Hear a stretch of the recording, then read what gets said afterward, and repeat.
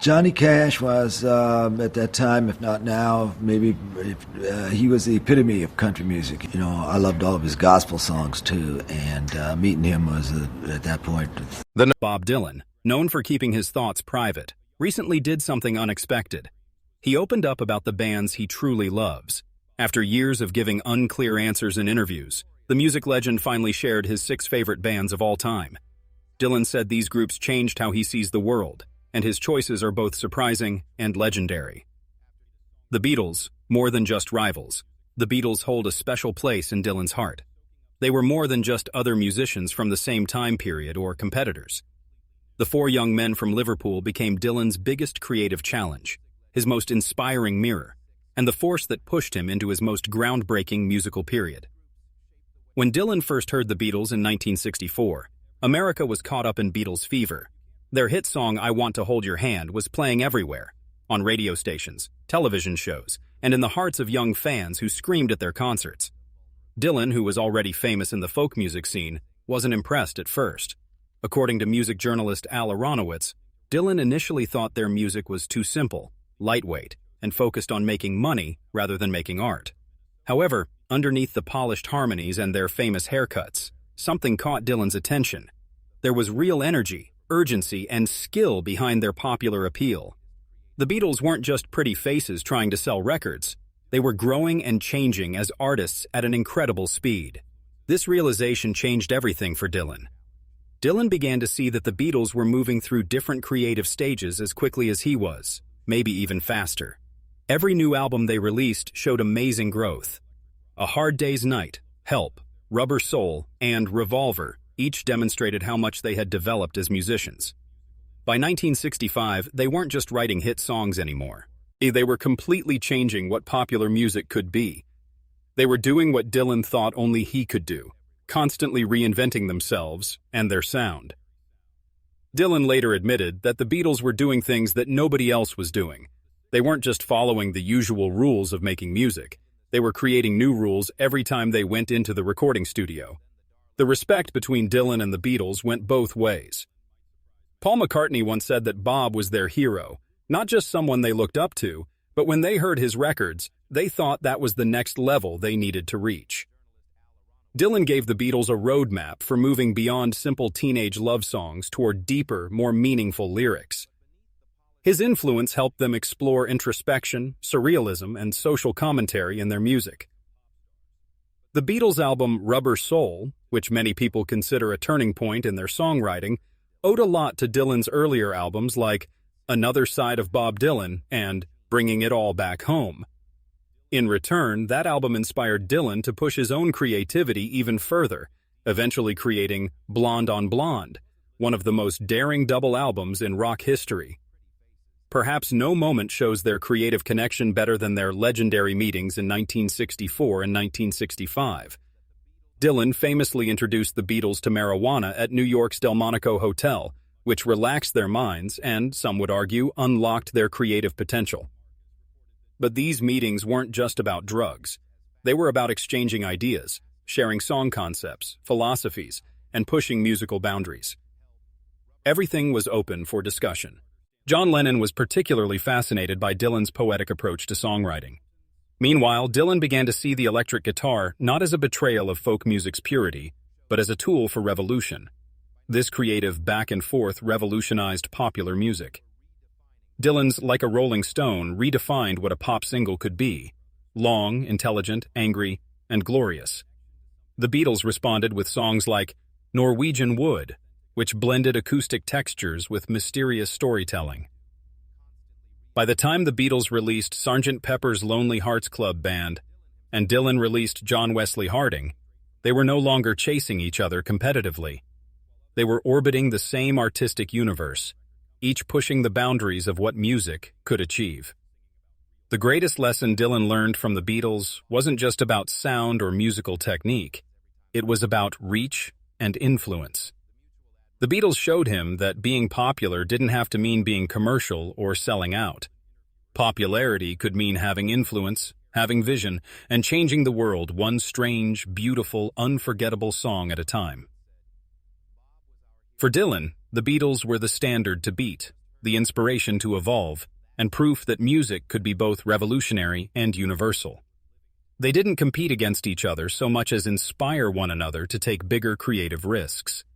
That's why their friendship and mutual influence helped shape the modern musical landscape we know today. The Everly Brothers, Harmony and Heart. Dylan discovered the Everly Brothers in the late 1950s, just as their breakthrough hit Bye Bye Love was conquering the music charts. For a young musician listening to the static-filled radio waves in Minnesota, the Everly Brothers weren't just another novelty act. They were a revelation that changed how he thought about music. According to music journalist Robert Shelton, Dylan was fascinated by the way Don and Phil Everly merged country storytelling with rock and roll energy. These weren't just exercises in different musical styles.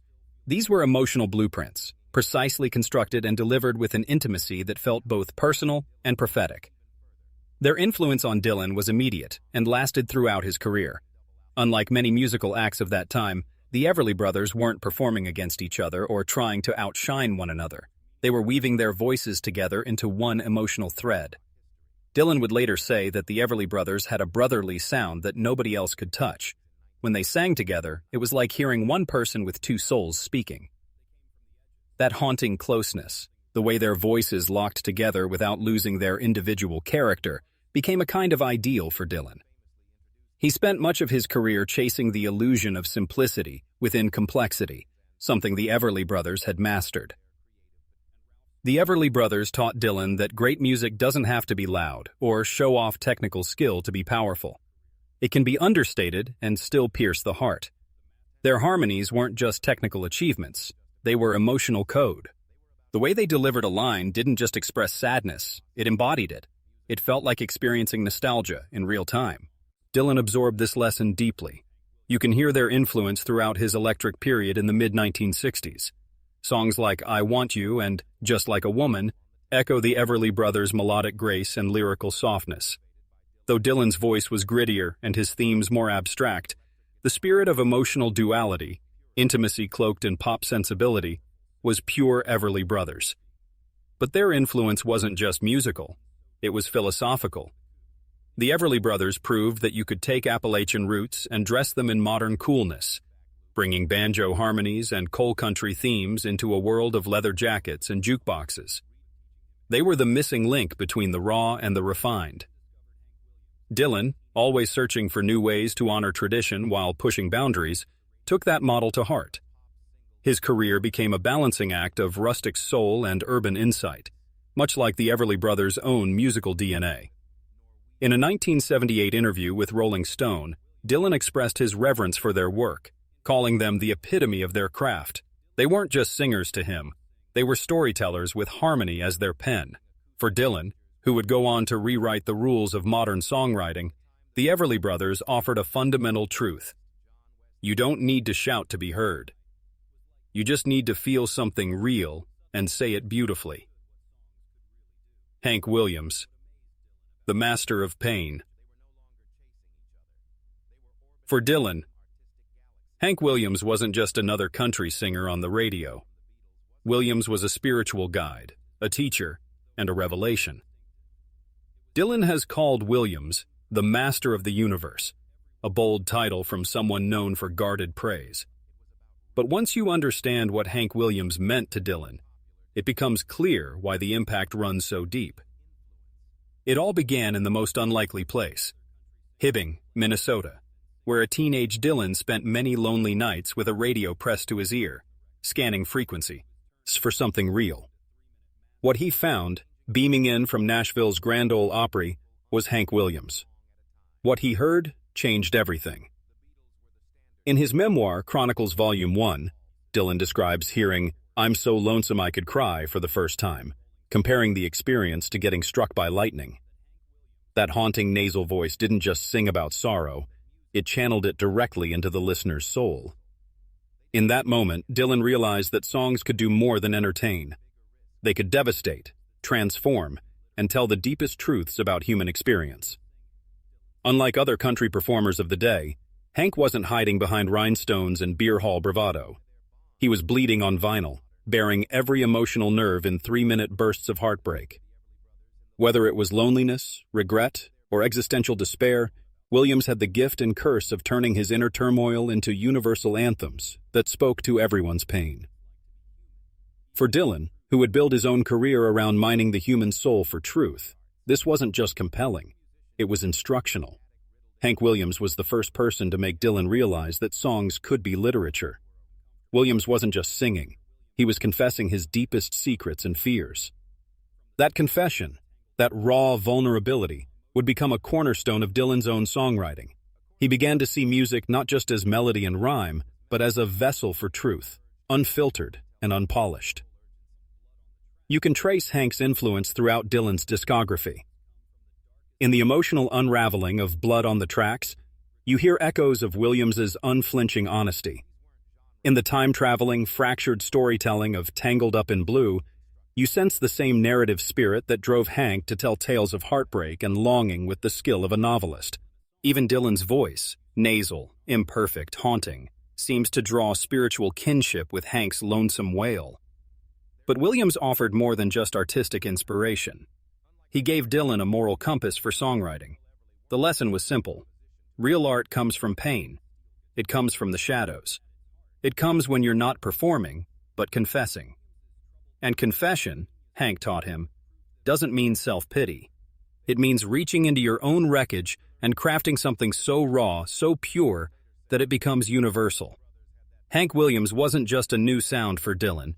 He was a new direction, a reason to throw away the mask and write from the gut. In that sense, Hank's tortured genius gave Dylan permission to explore the darkest corridors of his own soul, and to do so without apology. The band, Musical Blood Brothers. The band represents one of the most essential collaborations in Bob Dylan's storied career. They weren't just backing musicians. The band became Dylan's musical blood brothers, artists who didn't just play with him, but forged something entirely new with him. Their relationship wasn't transactional, it was transformational. Dylan first crossed paths with them in 1965 when they were still known as the Hawks, the hard-driving rock and roll outfit supporting rockabilly wildman Ronnie Hawkins. Hawkins had a larger-than-life personality and an eye for talent. Dylan later remarked that Ronnie Hawkins looked like a kicker, but spoke with the wisdom of a sage. The Hawks were raw, road-hardened, and tight as a musical unit. Dylan, meanwhile, was in the middle of a creative revolution, turning away from acoustic folk music towards something louder, riskier, and electric. The meeting couldn't have come at a more crucial time. As Dylan sought to break from the folk tradition that had made him famous, he needed a band with the guts and flexibility to back him up. According to guitarist Roe B.I.E. Robertson, Dylan was looking for musicians who could keep up with the turbulence of his musical shift. The Hawks became the answer to that search and much more.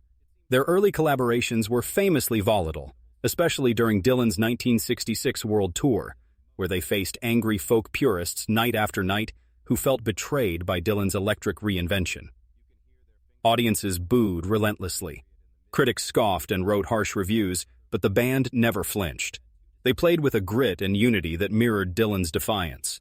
This was more than a backup group. It was a wall of support, a fortress of sound that protected Dylan's artistic vision. But what really made them extraordinary wasn't just their endurance under pressure. It was their chemistry and musical intuition. These weren't session players hired to fill space. They were artists in their own right with instincts rooted in American musical traditions: gospel, blues, mountain folk, and rhythm and blues. Keyboardist Garth Hudson brought classical sophistication to their sound. Levon Helm's Arkansas drawl gave their music dusty authenticity. Robertson's guitar work created atmospheric landscapes, while Rick Danko and Richard Manuel gave their songs aching soul.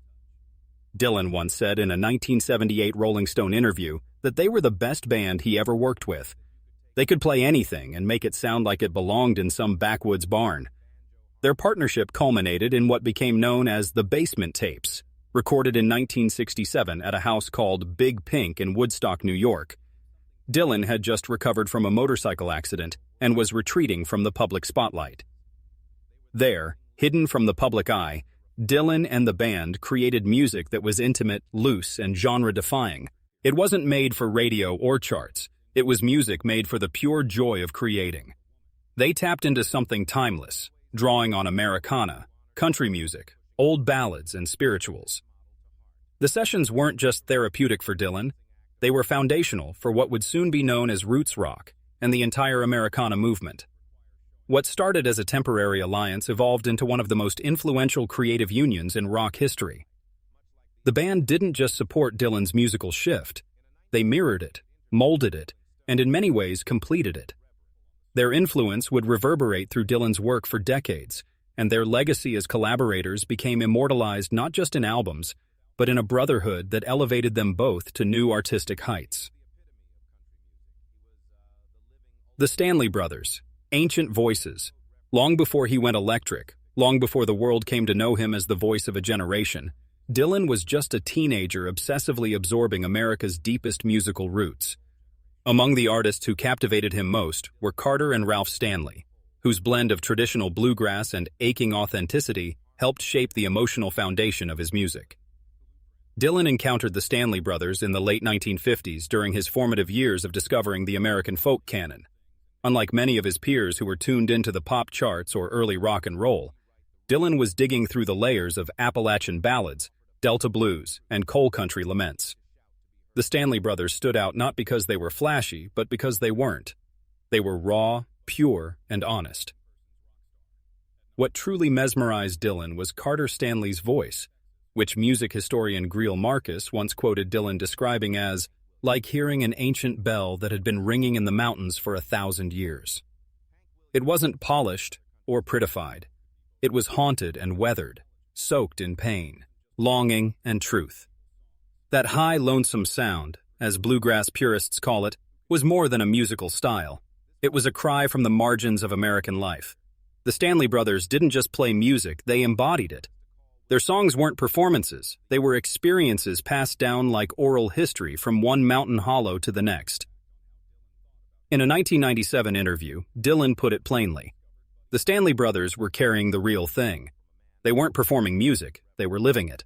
That notion of living the music would become a core principle of Dylan's songwriting.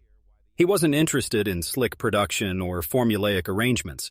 He wanted to tap into something old and true, a vein of storytelling that came not from commercial studios, but from front porches and mining camps. That's the world the Stanley Brothers opened up for him.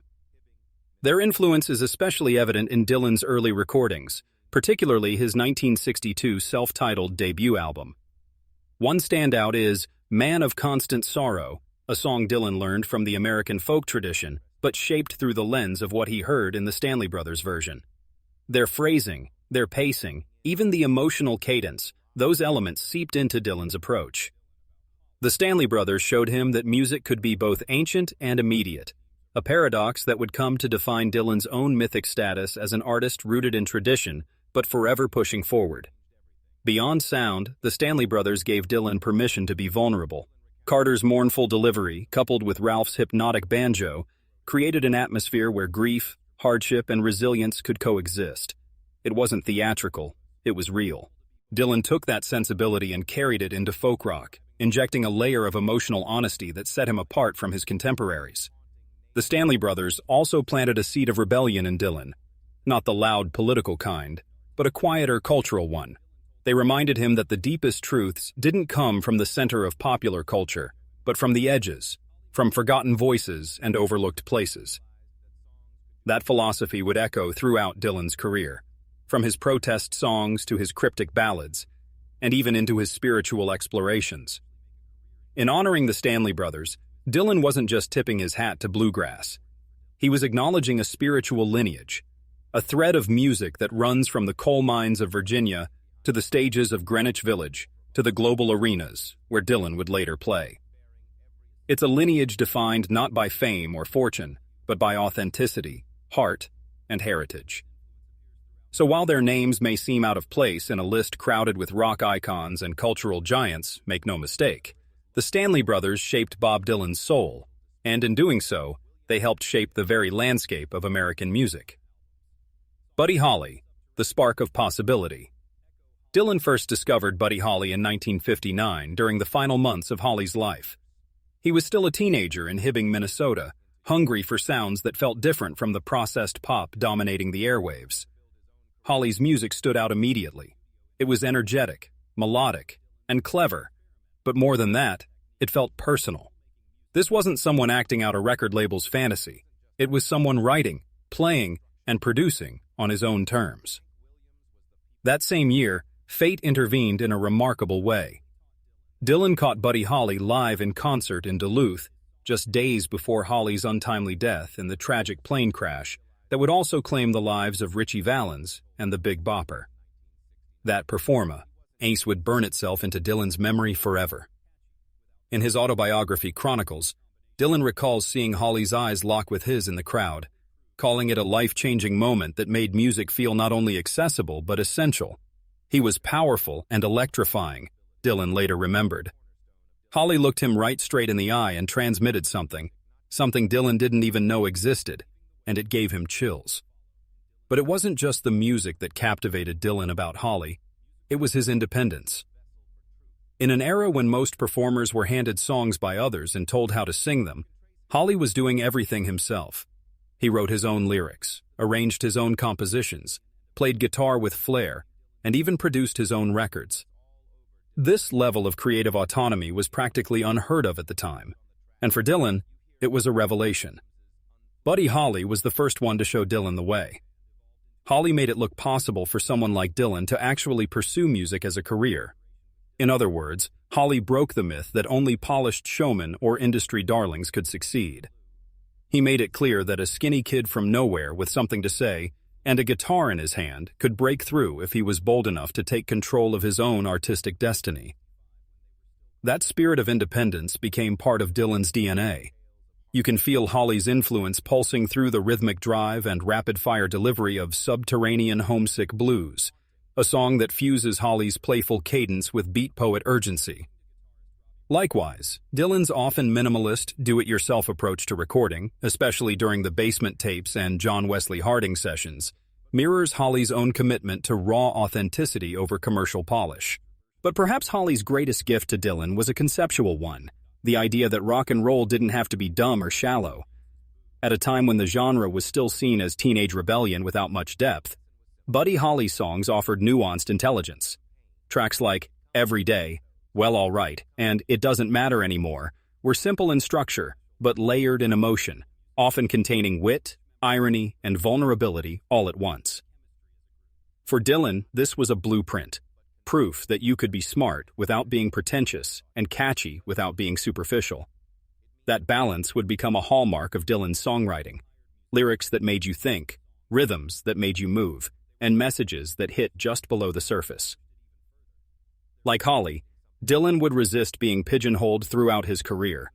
He would reinvent himself, challenge expectations, and push boundaries, all while keeping one foot grounded in the sincere and the soulful.